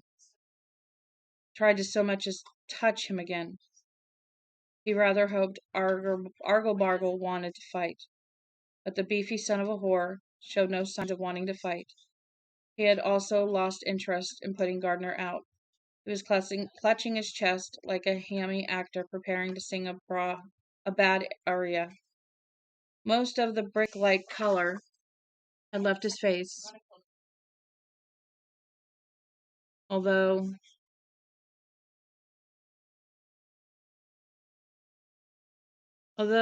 flaring strips stood out on each cheek. Arberg's thick lips flexed into an O, slacked, flexed into an O again, slacked again. Heart, he wheezed. What heart? Gardner asked. What do you mean? You mean you have one? Attack, Arberg wheezed. Heart attack bullshit, Gardner said. The only thing getting attacked in your sense of property is your sense of propriety. And you deserve it, you son of a bitch. He brushed past Arberg, still standing frozen in his about-to-sing pose. Both hands clutched to the left side of his chest where Gardner had connected with his elbow. The door between the dining room and the hallway had been crowded with people. They stepped back hurriedly as Gardner strode toward them and past them, heading for the front door. From behind him, a woman screamed, "Get out, do you hear me? Get out, you bastard. Get out of here. I never want to see you again." The shrewish, hysterical voice was so unlike Patricia McCardle's unusual purr. Steel claws, buried somewhere inside pads of velvet, that Gardner stopped. He turned around and was rocked by an eye-watering roundhouse slap. Her face was ill with rage. "I should have known better," she breathed. "You're nothing but a worthless, drunken lout. A contentious, obsessive, bullying, ugly human being. But I'll fix you. I'll do it. You know I can." "Why, Patty?" "I didn't know you cared," he said. "How sweet of you. I've been waiting to be fixed by you for years. Shall we go upstairs, or give everyone a treat and do it on the rug?" Ron Cummings, who had moved closer to the action, laughed. Patricia McCardle bared her teeth. Her hand flicked out again, and this time connected with Gardner's ear. She spoke in a voice which was low but perfectly audible to everyone in the room. I shouldn't have expected anything better from a man who would shoot his own wife." Gardner looked around, saw Ron, and said, "Excuse me, would you?" and plucked the drink from Ron's hand in a single quick, smooth gesture. He hooked 2 fingers into the bodice of McCardle's little black dress. It was elastic, and pulled it easily, and dumped the whiskey inside. "Cheers, dear," he said, and turned for the door. It was, he decided, the best exit line he could hope to manage under the circumstances. Arberg was still frozen,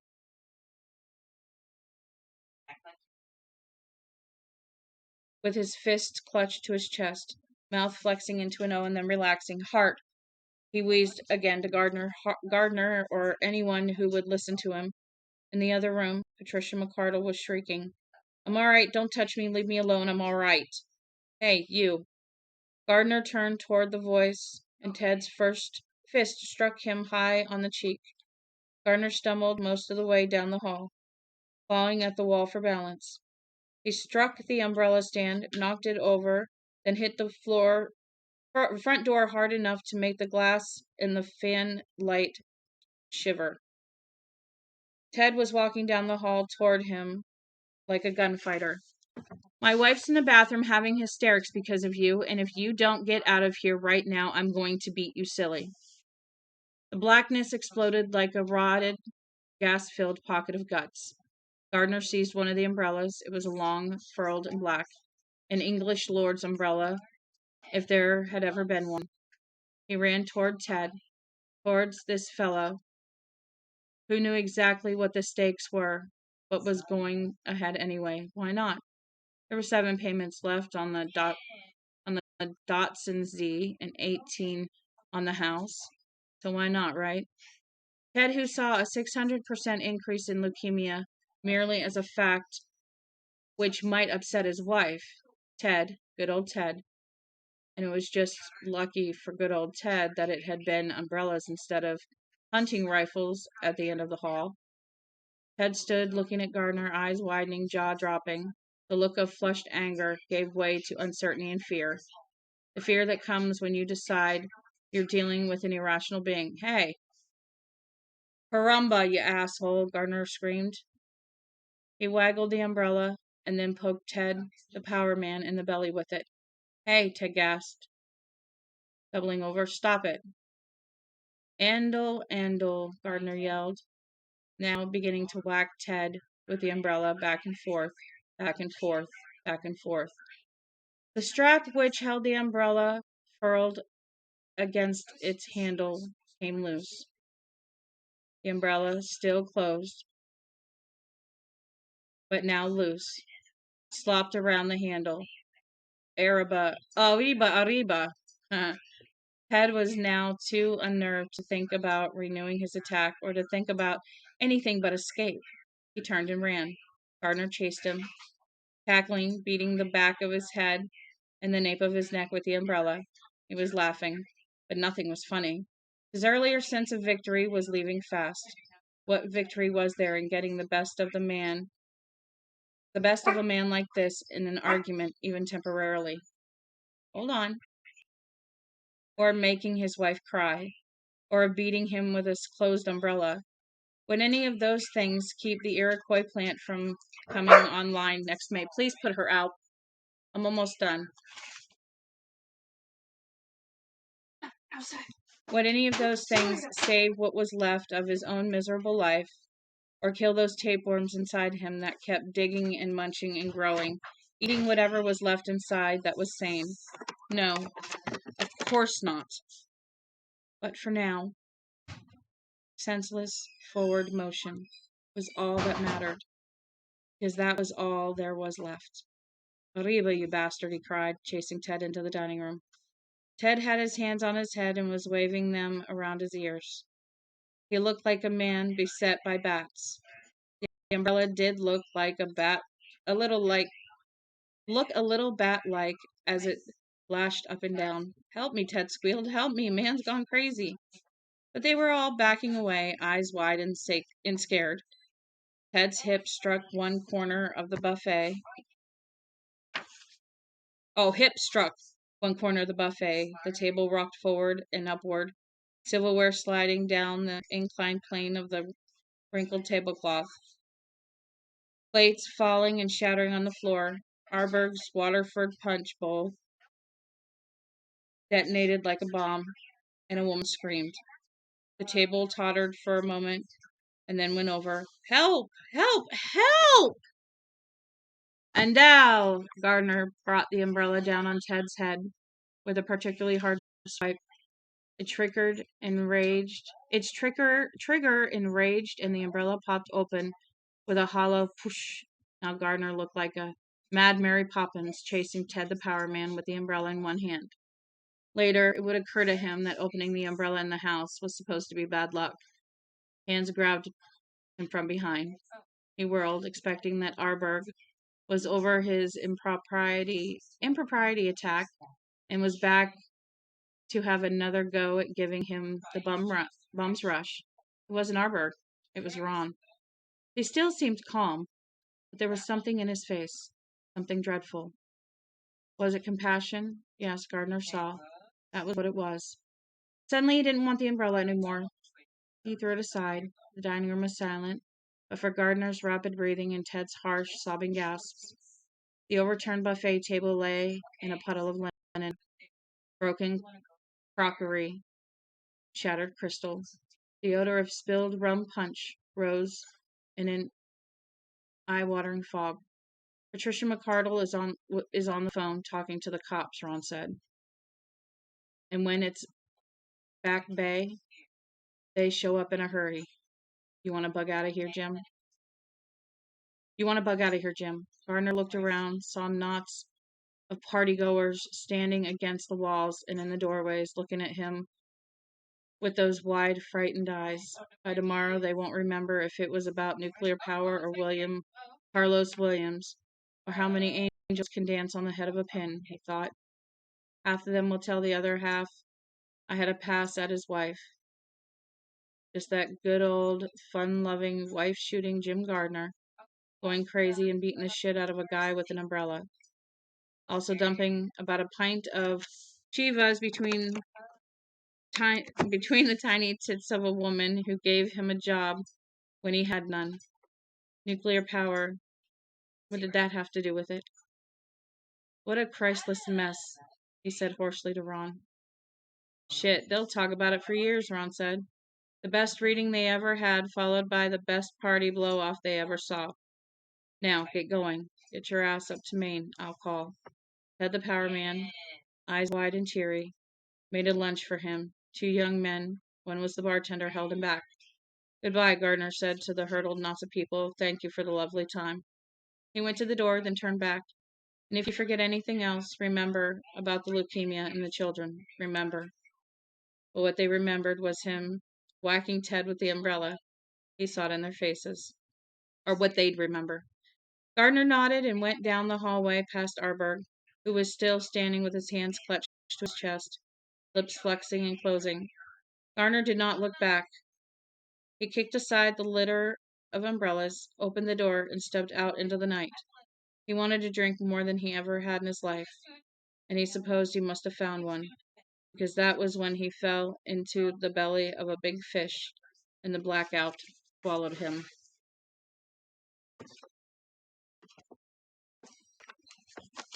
And that is the end of chapter 5, which was long. And as I said, they're going to get long. So we're going to stop there. And tomorrow morning, we will start chapter 6. All right? Let me make sure I wrote down this morning's reading and yesterday's. No, I did not. So this morning we read to chapter 5. And today we finished chapter 5. Which was really long.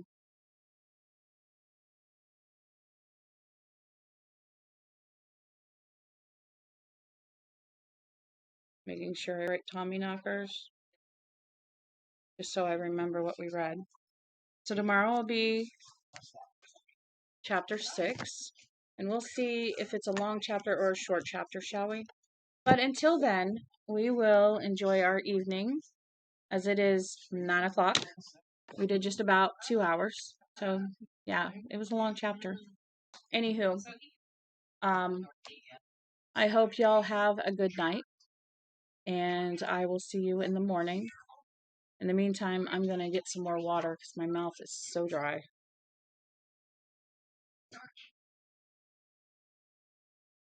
But y'all have a good night. Thank you for being here with me and reading the Tommyknockers with me. And yeah, we will see what happens tomorrow. And since Gardner blacked out, we'll see where he wakes up. Yeah? All right. I love y'all. Thank you again. Follow me if you haven't. Keep up with the readings. You can always go back and watch them again. And I will see you tomorrow morning. Bye.